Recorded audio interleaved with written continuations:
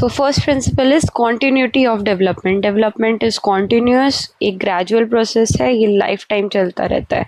ठीक है, right from the moment आप पैदा होने वाले होते हो, आपके पेरेंट्स को पता चलता है कि you are going to be born, आप तब से आपका डेवलपमेंट शुरू हो जाता है एंड ये कंटिन्यू करता है टिल डेथ. ठीक है, कोई क्विक जंप्स नहीं होते हैं इसमें. Each step leads to the next. हर स्टेप, एक स्टेप से आप नेक्स्ट पे बढ़ते चले जाते हैं. Development keeps on happening and happening all through life. So development is a continuous so development is a continuous gradual process. Gradual means धीरे धीरे अपने पेस पे होता है ये. It never stops, it begins at conception. आप conceive होते हो तब स्टार्ट होता है and continuous till death.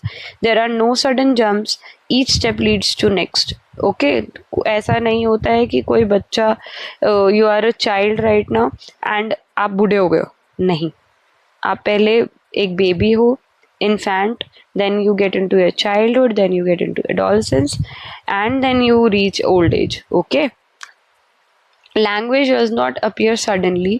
Baby coos. Okay, here एक example है. पहले बच्चा कूकना सीखता है, ठीक है, babbles, then random words से babbling start करता है, कुछ भी बोलना शुरू करता है, then वो exact छोटे छोटे words पकड़ना शुरू करता है और फिर धीरे धीरे sentences बना पाते हैं.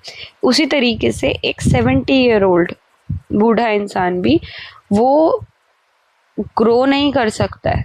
ठीक है, हाइट नहीं बढ़ेगी उनकी, लेकिन उनका विजडम और उनका पेशेंस, ओके, संयम और उनका जो दिमागी वो है, उनका विजडम वो बढ़ता रहता है. ठीक है, now life stages, how development is happening continuously in your life stages. First conception happens. ठीक है, आपके जो first conception happens, then infancy where the child grows from 0 to 2 years of age. ठीक है, then childhood comes, which is generally from 3 to your 12 years of age, and after that from 12 years to 18 years your adolescence, your puberty happens. Then adulthood comes, which is आप कह सकते हो इसको 19 to 60 years of age. फिर आपकी old age from 60 plus. Okay, so this is a continuous across all life stages. सभी जो भी जीवित चीज़ें हैं, प्राणी होते हैं, उन सबके ही जीवन में ये स्टेज आती ही आती है. ठीक है, लैंग्वेज डेवलपमेंट कैसे होता है. क्राइंग, एक बच्चा होता है तो पहले रोता है, रो के कम्युनिकेट करता है. ठीक है, 1-2 महीने तक. देन कूइंग, सिर्फ रैंडम साउंड्स, पर्टिकुलर साउंड्स निकालने लगते हैं वो 2-4 महीने की एज में. देन बैबलिंग, कुछ भी रैंडम वर्ड्स बोलते हैं वो, बैबलिंग, लाइक दैट, इसको बैबलिंग कहते हैं. ठीक है, 6 से 9 महीने तक वो रैंडम ऐसे ही करते हैं, कुछ छोटे छोटे वर्ड्स में भी पकड़ने लगते हैं. देन फर्स्ट वर्ड्स अपने वो कब 12 महीने के जनरली कंसिडर किया जाता है. कुछ बच्चे लेट भी बोलना सीखते हैं. देन सेंटेंसेस पकड़ने लगते हैं बच्चे. 2 साल की उम्र तक का बच्चा जो है वो छोटे छोटे सेंटेंसेस अच्छे से कैच कर पाते हैं और बोल पाते हैं.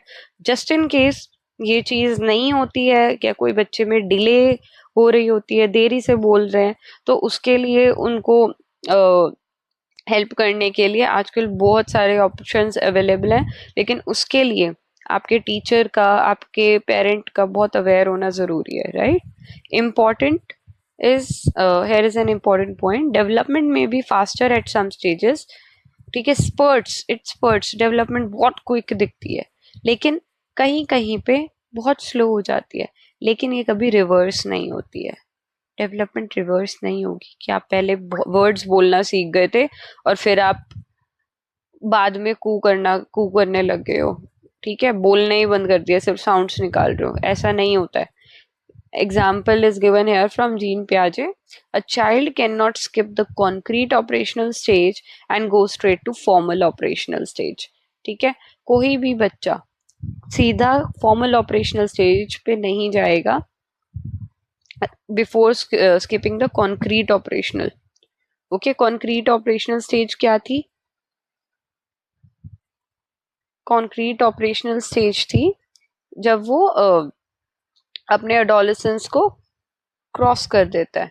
ठीक है, classroom implication, do not rush a child to the next skill before they have mastered the current one.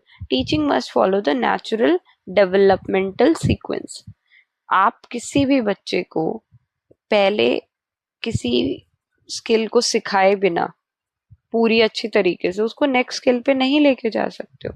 For example, एक बच्चे को राइटिंग सिखाने के लिए आपको पहले उसे पेंसिल को पकड़ना सिखाना पड़ेगा, पेंसिल को मूव करना सिखाना पड़ेगा। आप उसको डायरेक्टली राइटिंग में मास्टर नहीं करवा सकते हो।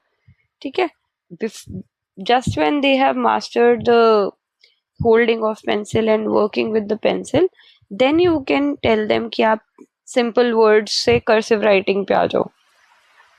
Okay, teaching must follow the natural development sequence, and naturally जो डेवलपमेंट होता है उसी तरीके से आप फॉलो करवाएं, आप उसको चेंज नहीं कर सकते अपने according. Continuity, now here is one TET tip that is given, continuity is equal to life long plus gradual plus no sudden jumps plus can not skip stages. Okay,